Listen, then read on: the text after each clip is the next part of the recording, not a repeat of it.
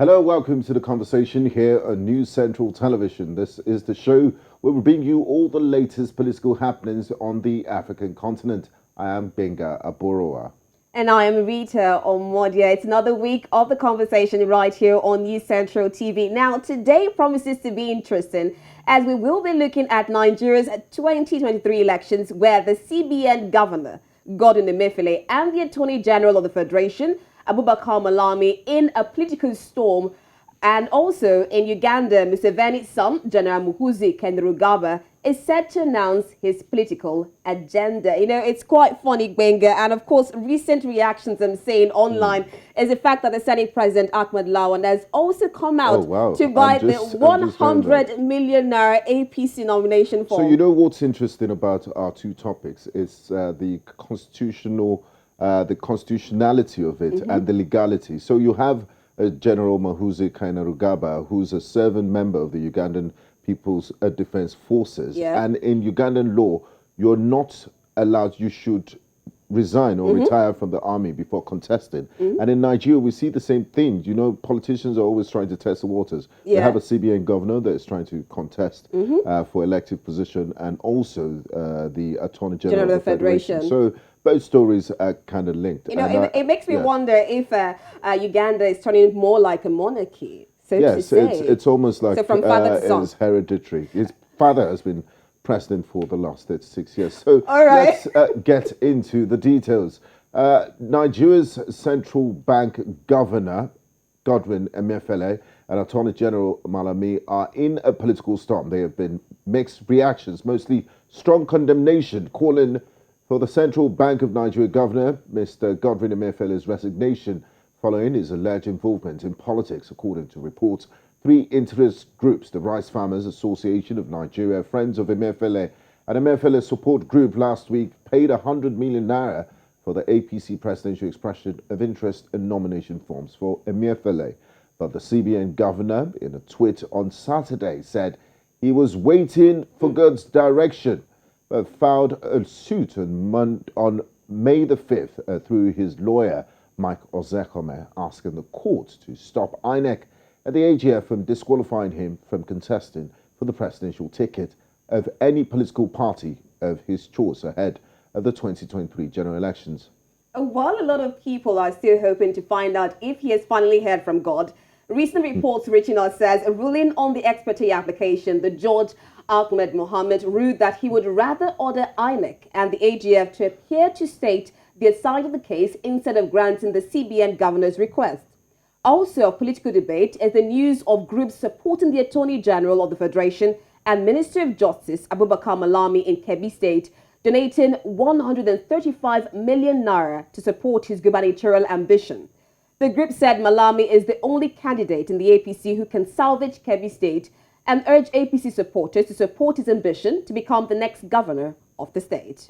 Now, on the other hand, no fewer than 124 political groups in Nigeria that applied for registration as political parties have been technically excluded from participating in the 2023 general elections by the Independent National Electoral Commission. This, by implication, means that only the 18 parties that survived the Commission's last registration in 2020 will participate in the forthcoming elections. Now, joining us on the conversation this evening to discuss all of this is Godbless Otubure, the global president of ReadyToLeadAfrica. He joins in live from the Federal Capital Territory, Abuja. Thank you very much for joining us on the conversation. God bless. Thank you for having me again. It's good to be back on News Central. Great. Now, God bless. In all this political debacle, the position of Section 84, subsection 12 of the Electoral Act stipulates that no political appointees at any level shall be a voting delegate or be voted for at the convention or congress of any political party for the purpose of the nomination of the candidate for any election. Is this issue still a debate, and can we say that this candidate violated the laws of the Federal Republic? So they're not candidates. At best, at the moment, yes. I know I get it.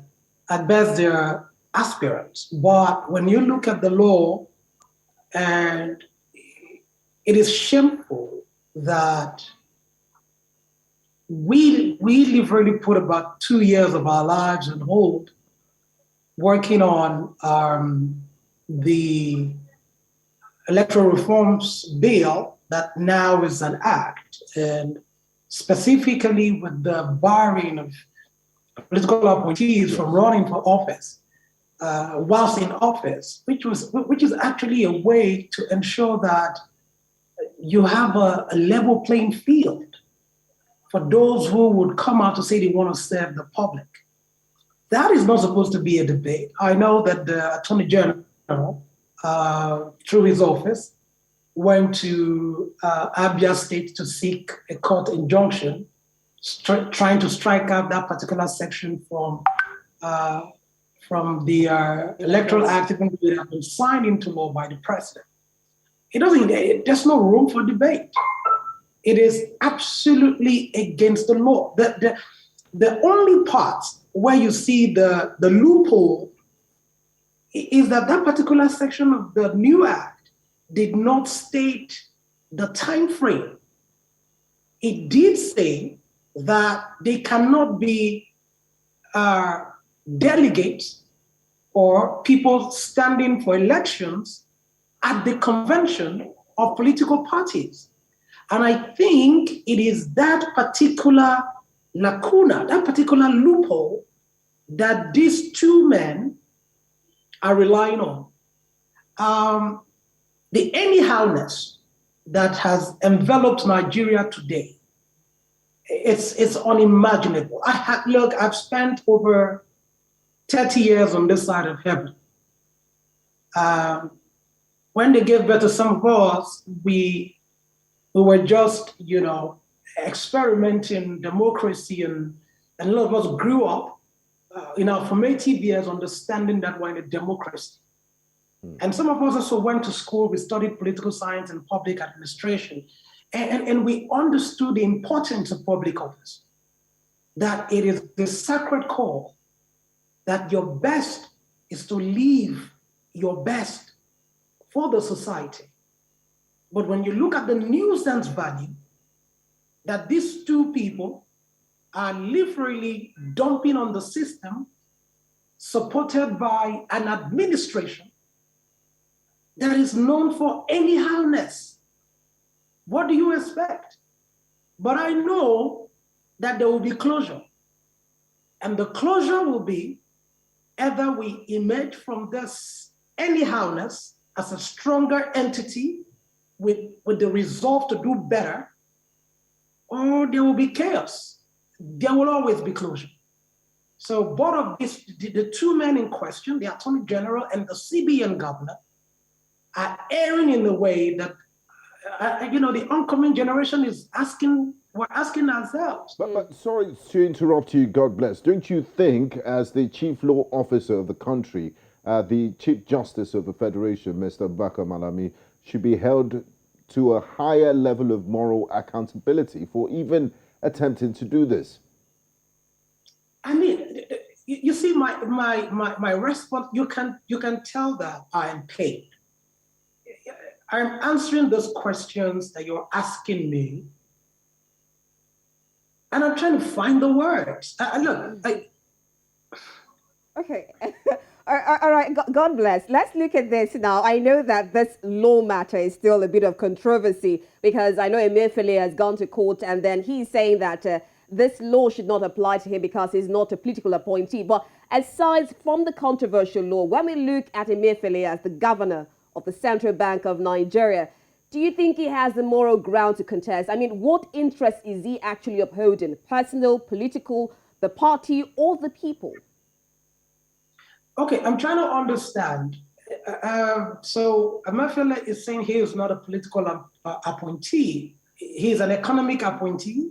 That is his plea bargain at the court. That he's an economic appointee? I haven't read the details of the filing, but I saw, and I made a tweet that it has to be on record that it is Michael Zekome who filed the case on behalf of Emefiele. Yes. Because so the whole idea is that he was appointed by the president for a second term. So I do not understand why that is not clear enough. The second thing is the CBN Act, the act establishing the CBN, says that the man who sits at the helm of the CBN should not be involved in partisan politics. So we are even talking about the legality of Emefiele's can he run or can he not run? So we have a sitting CBN governor who is a member of the APC. That is what it means. Isn't that an aberration in itself? Are we normal? Why are we are ignoring the first breach of public trust and going to talk about the legality of this same person continuing the pursuit of office politically? First, you are not even supposed to be discussing politics. I was expecting that he would reject that particular, gesture, form and deny it, but he's even going to court. You wanted to ask a question? Go ahead. Okay. Now, God bless. Looking at the administration, the APC high command, the hierarchy, the vice president of Nigeria is a senior advocate of Nigeria. The president ran on the mantle of anti-corruption, is also referred to as Mai Gaskiya in Hausa. It means the credible one, the truthful one. Do you think there's some level of no control at the center of the government? Because these office holders just, or no systems of checks and balances. Because people even write on paper for laymen, this is illegal. And these public officials just, it seems it's free lunch for everyone. You could just go and do what you have to do without express permission from senior members of the government, the vice president and Mr. President. Do you think they're in the know, or they're being consulted by these serving officials before they declare their intention to contest for public office? Part of what I always say to a lot of my followers, or a lot of people who work with us at Ready to Lead Africa, is that the minute we allow any harness at any level, it becomes a character trait that we then learn daily, imbibe it, and it becomes the norm. What has happened is that I'm disappointed at the fact that the vice president, whom I have a lot of respect for, are supported in the early stages of this political journey. I still believe that he has, something to offer, but I'm disappointed in the fact that egregious, fundamental errors have been done whilst he keeps quiet. I think I'm analyzing why he's quiet, to say he's self-preserving. But at what point does self-preservation becomes better than national preservation? Because the vice president is watching an attorney general ignore section 8412 of the new Electoral Act. He is watching the CBN governor desecrate the very hallowed office of the CBN governor, and he is quiet. And someone I respect so much that told me, he said, look, I want you to meet with the president. When you meet with the president, you have a different thoughts about who he is. And I'm like, look, the president is allowing all of this. And you think maybe when I meet him in person, he says something else to me, and that changes my perception of who the president is. Okay, This is not the way. God Look, bless. this God is bless. If this, we were to go the way of the people now and say, okay, let's follow the yeah. way of the law, section 84, subsection 12, and Emefiele decides to actually resign, would that be sufficient enough? I mean, aside the law, let's look at Emefiele as a person, his character. How would you say? Would you say he's actually fit to contest for that position if he decides to actually step down? Do not hold any particular knowledge about who Emefiele is other than the fact that he's CBN governor today and the dollar to the naira is out there for everybody to see. We see what our GDP is. We see what our monetary policies are. We see what our fiscal policies are. We see where we are in terms of our Human Development Index. We know what our GDP is today. As I speak to you right now in the Federal Capital Territory, we are queuing for fuel. That is the man whom I have been asked to talk about. I have nothing about his character. It is his public antecedent that we can see. So if he met the dollar at, how much was it when Emefiele came? And today, this is where the dollar is. If our HDI is where it is today, if our GDP is where it is today, if unemployment is at record 35%, and if we have the markets closing down, if we are losing so much in our stock exchange, if the informal sector that used to hold the lower class together is in a free fall, if inflation is at an all-time high, the question you asked me, I will not answer, but I would have answered it in my response to you. If Emefiele were to resign today, do you know what it will do? It will keep the semblance that we have a democracy, that we have a system that is bigger than a human being. You know, I don't know what their generation is called again. I think they're the Gen... Wait, are they the Gen Y or something? I don't know what... Boomers. I think they're probably worse than the lost generation. No, I'm serious. Because look, guys, see, these guys are handing over a country to us. If you are a Christian, the Bible says, train up a child in the way he will go, so that when he is grown, he will not depart from it. The young men who are watching Emefiele today, who are holding on to public offices, who still fear that there is a law that guides the practice of public service, are being told by the chief law officer, Malami, and the guy who directs the pulse of the country, that you can actually run for office and ignore what the law says. The Attorney General was caught on TV, on tape, saying that people are complaining that they share cars, that God willing, they are going to share planes. Wow. Maybe he needs to understand that the oil that is producing some of these monies that they are using to share cars is an endangered species. Maybe because we now have moving towards renewable energy. Now, God bless. Your organization does a lot of work for youth participation in politics and advocacy. Your organization, Ready to Lead Africa, are the current youth of Nigeria ready to lead? We're in the penultimate year to a general election. How would you assess the level of youth participation in politics? So let me tell you what we've done in the last 2 months. You can check the statistics. They're there for you to see. What we've done is that in Abia State alone, we've registered over 58,000 people to get their PVCs.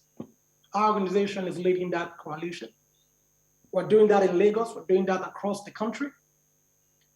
We're recording more young people coming out to run for office in record numbers, and we are strategically positioning to ensure that we take over the state houses of assemblies and the National Assembly, even as we seek to rescue this country without firing a shot. Are young people ready to lead? The question is, are we empowered enough to give the kind of leadership that Nigeria needs? It's a symposium discussion, but aspirationally and mentally, are we pushing the young people to a point where they are able to hold forth conversations and think about processes from start to finish, to think about solutions on how to solve problems and engage with people all around the world and solve real-time problems and create solutions. So the Nigerian youths are getting ready, and we will show that in 2023. And you're not just looking at youth for the sake of, youth, because we've seen people throw up that, it's almost like a card, the youth card. We've seen the governor of Kogi State, he's always using that. And I think what you mean is youth with capacity to do the job required. Please let me state this without any form of equivocation, without... Please, nobody should refer to the governor of Kogi State as a youth. The governor of Kogi State is not a youth. Yahaya Bello is above 40. I think he's 40. I can't be specific, but he is not a youth. If he's identifying with the demographics, it's because he is playing to the gallery. And I said that. He's a young man, but he's not a youth. He understands that. And I think that has to be stated clearly.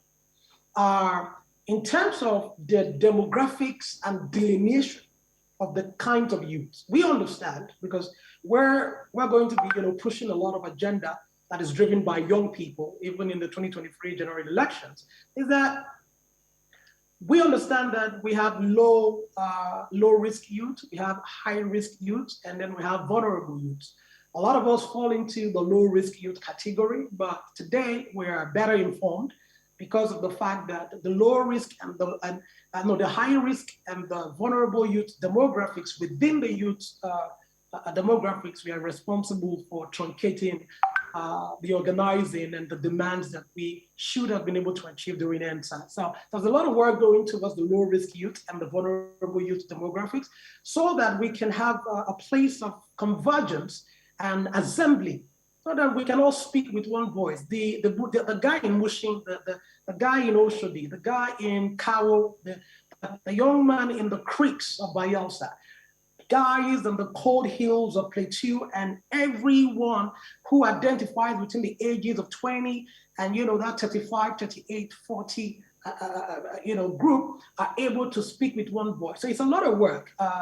It's a lot of work, to be honest. But we're patient. We're going to be investing in our capacity to learn new things, develop our capacity to research, and be disciplined enough to follow through things and see them, effectively completed. That's the difference between us and the former generation. So I just wanted to state that we know who we are, we know the demographics that we represent. I will stop being a youth in some years' time, and I will not be subjected to be called a youth again. So that's not the kind of leadership we want to give to the country. So please, Yaya Bello is not a youth. Okay, Godbless, I think you've established that. But while we're looking for a suitable environment for youth to be able to participate in political activities, now there's this growing trend of friends and coalitions gathering funds for aspirants to contest. I mean, that's the report we're getting from Godwin Emefiele, where we saw about that the Rice Farmers Association of Nigeria and Friends of Emefiele actually contributed 100 million naira to buy his nomination form. I mean, what's your opinion on all this?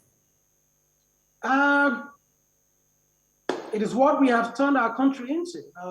At circus, some comedy, some comedy, like we just wake up and do things without thinking about the repercussion. So you were leading the Anchor Borrowers Program as the CBN Governor, and you tout that as one of your most important achievements.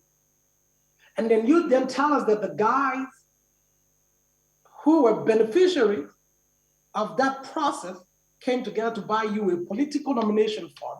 And then you said your friends. I mean, they should have been smarter to just leave it at his friends. How we do certain things and we're not, that generation is funny. I don't know what, I really don't know what they think, the kind of people they think they're dealing with. They're dealing with a different kind of generation that is analytical, that thinks, that wants to understand better. We have DSTV today. We have YouTube. We see what people are doing in other parts of the world. We watched the American election. I was part of the American election. I was part of the Joe Biden, Kamala Harris, African diaspora youth team, working with a lot of diverse people. We saw what young people did in America. We can do it here. So when they begin to do this very funny things and they think we're not smart enough to understand it, it's painful. So I just think that they're setting a standard that will hurt the development of democracy on the continent. But I have news for them. That is why we have institutions like Ready to Lead Africa. That is why we have Yaga Africa. That is why we have Raising New Voices. That is why we have all of these institutions that are springing up to say this way of life that guarantees freedom, prosperity, that makes us not to live as slaves to any one person, that we can all be part of how we live our lives and make decisions and board people and get them out when they don't meet our demands. That is what we are preserving with every work that we do. Now, Godbless, finally, Yeah, before we let you go, this is the 23rd year of our uninterrupted democratic experience, and we've seen how the bar has been lowered. What will it take to stop this rot and make political office holders accountable and respect the will of the people and stop violating the Constitution? What it will take will be for organizations like ours to continue to work with organizations like yours and put these conversations at the front, on the front burner. 2, we need to stop inviting people who we have seen as attacking the bedrock upon which every democracy is built, the credibility of the Constitution. We need to stop inviting them and recognizing them as leaders. 3, we need to start doing things like arresting people who are blatantly disobeying the Constitution. We need to start empowering young people to be able to understand the essence of public office. We need to elect those who understand that public office is the most sacred of all offices. The imam, the pastor, whoever, they are irrelevant to where public officer is, because the public officer is the one who is responsible for how the destiny and the life of everyone in that society will be shaped. So how we stop this level of desecration is to understand that the next generation of leaders, that those who are there are held accountable. And that is why from now on, what you will find will be a much more energized youth population that are demanding answers, asking questions in terms of constituency projects, in terms of government spending, and we will do sit-ins, we will go to people's offices, we will write letters, we will change this country without firing a bullet. Right. And I tell you this, New Central, for us to be able to achieve this, the media has to be a strong partner. It means that in your programming, for every month, you talk about the impunity that must stop. I think we're doing that. I think we're doing that. God bless. That's why we're having this conversation right here on this platform. I'm just saying. No. I'm not. I'm giving a strategic direction. I'm not just talking about New Central. I'm talking about the media. I'm talking about the media because at the end of the day, New Central is central in the achievement of what you asked me. How do we do it is the question. It's not that we do it once now and then we do it again maybe in another 2 months. The idea, therefore, is that how do we methodically begin to create the narrative that if you are seen as engaging in works that desecrate our Constitution, the media will give you no room for expression. So it means that for people who are giving people Man of the Year awards that we know are clearly against the Constitution, then we will stop this kind of behavior.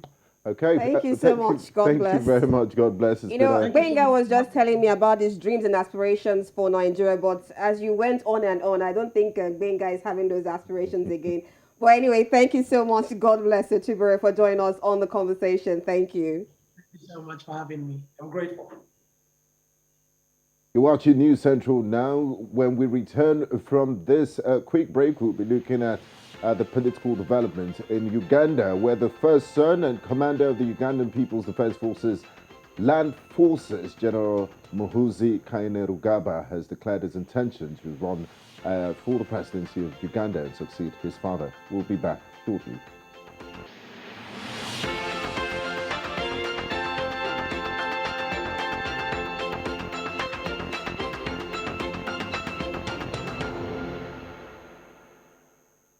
Thanks for staying with us. You're still watching the conversation right here on News Central TV. Now, on the first half, we dealt with situations in Nigeria as the 2023 elections is gathering momentum with a lot of people, especially the central bank governor, that is Godwin Emefiele, actually buying his nomination form 100 million naira from the APC party. Also, we have the Attorney General of the Federation also declaring his interest to run for Kebbi State Governor, while about 124 political parties have been excluded from participating in the 2023 elections. Right now, we're dealing with situations in Uganda where, after almost a decade of speculations, Lieutenant General Muhoozi Kainerugaba has publicly expressed his interest in succeeding his father, who has ruled since 1986 as the president of Uganda. Now, Uganda's first son and commander of the country's land forces first signaled his desire to go public about his presidential ambitions when he auspiciously turned his 48th birthday celebrations towards the end of April into a national event. Now, with several festivities organised countrywide and the main event at State House graced by President Museveni and Rwanda's Paul Kagame, the MK at 48 birthday celebrations created quite a buzz in the media and was seen by many as an effort to make General Muhoozi popular as it prepares the ground for a shot at the next presidential elections. The Muhoozi Project, which was coined by General David Sejusa in 2013, saying that President Museveni was grooming his son to succeed him when he retired, had been repeatedly denied by both President Museveni and General Muhoozi for almost a decade. Now, joining us this evening on the conversation to discuss this recent development in Uganda is Pastor Martin Ssempa. He's the chaplain to the Parliament of Uganda. He joins in live from Kampala, Uganda. We also have Kimono Dorcas, journalist based in Kampala, and we have Mayanja Fazil, political analyst and historian. He joins in from the United Kingdom. A warm welcome to you all, and thanks for joining us on the conversation. Oh, thank you. Thank you. Glad to be here. I would like to, thanks for joining. I would like to start with Dorcas. What do you make of the declaration of interest to run for the presidency by the commander of the UPDF Land Forces and the first son, General Muhoozi Kainerugaba? Oh, thank you for that question. For the General Muhoozi to declare that he wants to come and replace or take over power from his father, he has not done it publicly, verbally, maybe I should say, although all the social media fanatics can conclusively say he has declared his interest when he repeatedly posted on his Twitter handle that he's interested in taking power. Not saying like that directly, but when he expresses that when we take power, we as Ugandans, we shall be forgiven to conclude, because, I mean, he has not come out to verbally pronounce it, to come and say he's coming to stand or take over power. Now, when you ask me what we take of that is the issue of Muhoozi taking over from the father is not new. We've heard about it, as you said in the intro there. In 2013, a retired general came out and said there was a Muhoozi project, and it took most people by surprise by then. But at the moment, it's no longer a secret. Everyone is reading it point blankly, that it's obvious, and maybe the first son is indeed going to be Uganda's next president, I mean. So taking over from the father also is not an issue, because Muhoozi is a Ugandan. He has all the right to aspire. After all, he is of age, and the currently don't have any age limit, maybe limiting someone if they are too young or too old. So he has all the qualities to be a president of Uganda if you wish. So come 2026, when we shall have national general elections. But the problem is maybe the way he's doing it. Right. Someone is supposed to first retire if he's a UPDF officer. The law forbids anyone in serving army to be in active politics.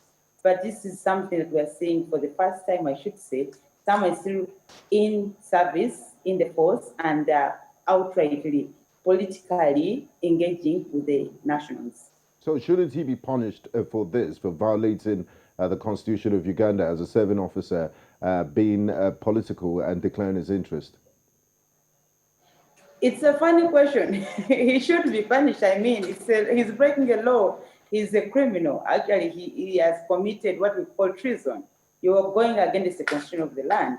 So he's supposed to be punished. But if you ask me again, by who? If your father and mother are in charge, who will punish you? Maybe that's not the reason. And we've seen in the recently, okay, last week, someone came and went to the court of law challenging the first son's moves, asking why he's doing whatever he's doing politically, yet he's still in service. We'll wait to see what the court of law will say on that case. But again, we won't be surprised if such a case will be dismissed prematurely. All right, Dorcas, hold on that. So let's bring in Mayanja Fasir.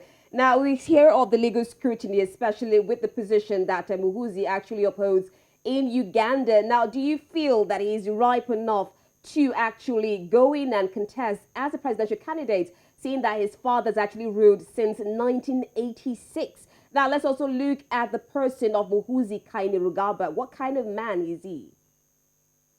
Thank you very much for that question.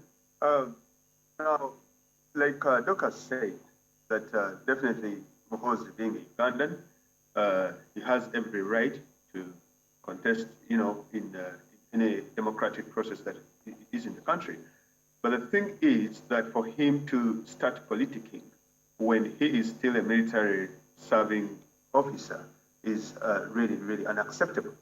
Muhoozi as an individual in Uganda is, because what we look at here, at this juncture where we are in Uganda today, definitely Mr. Museveni is preparing for a transition, and it is now out there in the open, and he is trying to show the Ugandans that, yeah, if I leave or if anything happens, or if something happens or whatever, this is the gentleman that is going to be, taking over, whereas he has not publicly come out to declare. But then what we see with General Muhoozi is the way he has conducted himself over time. He has not portrayed himself as a reformer, because for 36 years, definitely, General Museveni has, committed a lot of crimes. There has been some, what do you call it?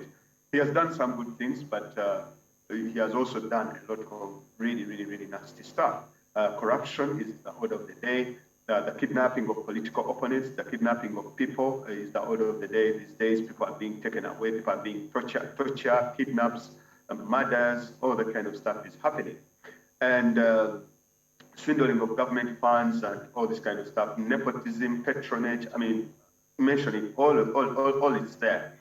General Muhoozi as an individual definitely has been in support of his dad, and he has never come out to be a champion of human rights, a champion of a crusader of anti-corruption in the country. But always his behavior has been more, especially having come into the civilian space while serving as a military officer, his behavior has been more forceful. Recently, I remember we had a situation in a region called Karamoja, where there was a security situation, and the people there, he told them that I'm going to bring you hell. And the people replied that we do not want hell. Our people are dying. We want heaven. So that is the kind of gentleman he has been. He has been very controversial, on the continent as well, by posting, especially on his Twitter handle. He has been posting a lot of controversial things. For example, recently he resigned on Twitter. He resigned from the military and then came back saying, no, I'm not resigning. He has been seen before all this, before 2016, because I've been following his Twitter handle. Before 2016, he was reserved and in the background, and people would just, talk about him, and you wouldn't see his personal understanding and personal thinking of issues.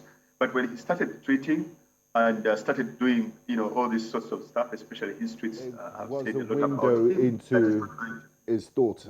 Thank you very much, Mayanja. Because we've fast run out of time, I'll quickly like to bring in Pastor Ssempa. Now, Pastor, Kainerugaba supporters say he offers Uganda the opportunity of a peaceful transfer of power in a country that has not had one since independence from Britain in 1962. What do you make of this? And is Uganda ripe enough for a president that is not a Museveni? My support and appearance to support General MK is rooted in politics, is not rooted in history, but really in the word of God. I'm a theologian, and I greatly believe that the firstborn sons are the people God uses to bring us into the next destiny of God's plan in our lives. And General MK is a firstborn son in his family. He's also a first son in the nation. And I've been teaching a lot about the importance of first sons. We see in the Bible, first sons like Joseph, who took on that role, bring liberation, take the people to the next level. So I approach this as a theologian. I'm excited about what you pointed out concerning Pastor, can you hear me, Pastor Ssempa? issue of peaceful transition. That's great. So I can hear you. All right. While you're looking at the theological aspect of the whole position of Uganda's first son actually saying he plans to actually contest for the presidency. Now, if you look at the system of government in Uganda, is it practicing a monarchy or theological system of government? I mean, if we look at the political system there, is it not a situation where the people actually vote for who they want or who they feel will actually lead the country aright? Everybody will approach this from different place. I am a person who prays. I ask everybody to pray for their firstborn son. And oh dear, I think we have some audio issues with Pastor Ssempa. I'd like to bring in Dorcas. Now, Dorcas, why is this even coming at this point? The next general elections are in 2026. Why the timing? Honestly, I don't think anyone has the answer apart from Muhoozi and the first family themselves. Because it has been on, the Muhoozi project started making rounds in 2013. And they kept on dismissing this. They turned it into a political war that Sejusa by then was just trying to taint the first family and the target to be undemocratic in a way. So when you ask me why it has come up now, we are also confused as you are in Uganda. Maybe I should say I am confused as you are. But again, when will he come? Because political campaigns may start officially on given some date in 2025. But to prepare the ground, I think he's right on time. Okay. Because if we waited that time, everyone would be shocked and they would be still taking time to study him. I think he has come at the right time so that he can prepare himself, prepare his funds, and maybe try to convince those who used to doubt him to fall on his side, maybe to support him. Then when it comes to the issue that he talked about, that when they take power, maybe they will increase on the budget. Everyone is still asking questions. I would also wonder, why you think when they will take power? We are thinking, they're already in power. If your father is the president, the mother is the minister for education, you're already in power to increase the budget for sports, because sports falls under Ministry of Education, which is run or managed by the mother, the first lady. So, and he is even a presidential advisor, meaning he has all the powers to convince the mother, to convince the father, to increase this budget today, not tomorrow, when they take power. But again, when he says when they take power, it's obvious, it brings that picture that when they take power, this time around to be the Muhoozi leading us, not the Museveni as the president. All right, Mayanja, let me bring you in now, because earlier on you talked about so many attributes of Muhoozi. You said corruption, nepotism, controversial, but we also know that he played quite what I mean from the reports that we heard. he played a role in brokering peace between Uganda and Rwanda. Now, don't you see this as quite an establishment for Muhoozi, especially as someone who is a shorter for diplomacy in Gikali? Yeah, it's quite interesting there, especially the issue of Rwanda, because most of the things that you look at them, they are literally engineered. I mean, you cannot outshine your master, because if you're preparing Muhoozi, you have to engineer a lot of things where he has to shine and he has to be, the one in command, and he has to be the one on top. Currently, we have the CDF, the Chief of Defense Forces, and as well as the Deputy Chief of Defense Forces, General Wilson Mbadi, as well as General Peter Eleru. Now, these two people, right now, you cannot hear about them in the entire military. The last public appearance that they made, they were playing a match in honor of General Muhoozi's birthday. And yet General Muhoozi is the one that is coordinating everything in the military here, everything there, and all this kind of stuff. So the issue of Rwanda, Uganda has had so many diplomats, it has had so many people who have been working on that particular issue. But unfortunately, these people were not accorded the kind of, respect that maybe, if Mr. Paul Kagame gave Muhoozi. But also, if at all, that has to do with the will, and also the issue that Museveni really wanted any other person to make sure that Kagame trusts him to some extent. Usually, that person would have fulfilled that particular outcome. But definitely, for Muhoozi, had to work like it or not. But still, as we speak today, the issues are not yet back on track fully. It is some sort of peaceful resolution for now, and for him to shine. But still he takes the credit because he's the son and this kind of stuff. But also on the other attribute I wanted to give you, he was in a scandal. His wife actually was in a scandal of supplying oxygen to Ugandans under COVID-19, and they swindled a lot of money and they never supplied the oxygen.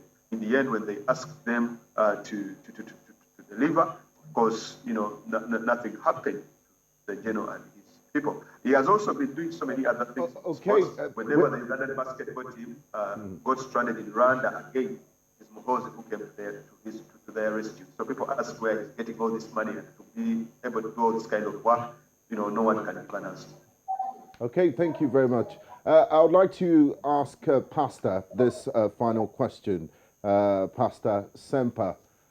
Uganda is a country of 45 million people. They're very brilliant Ugandans. By 2026, when it's the turn of the next general elections, it will make 40 years since General Kaguta Museveni has been in power. Why do you think the right person to succeed him is his first son, General Muhoozi Kainerugaba? Is he the most equipped Ugandan to succeed him? Well, thank you. Look, I just know that a firstborn son that General Kainerugaba holds spiritual qualifications that God has positioned him. And we all must support him. We must pray for him. We must encourage him. And if he takes over from the father, that's fine. We're happy about that. And we pray for him, that God bless his ambitions. If he wants to be the next president, take over from his father, we'll pray for him. If he wants to do something else, we'll pray for him. But for now, it seems to be indicating that he wants to take over from the father. We have a proverb in the Bagiso, a song when it's a circumcision time. We say, and the Africa very much looks to train, to circumcise, and prepare the son to not only to look like the father, but also to do what the father has done. Okay, thank you very much, Pastor. We're fast run out of time. I wish we had more time to discuss this. We'll probably have a part two some other time. I'd like to say a big thank you to our guest on this half of the show, Pastor Martin Ssempa, Kimono, Dorcas, and Mayanja Fazil that joined in from the UK. Thanks for your insights on the subject. Okay, this is where we draw the curtains on today's conversation. Many thanks for watching. I'm Gbenga Aborowa. And I'm Rita Omodia. See you again on Wednesday.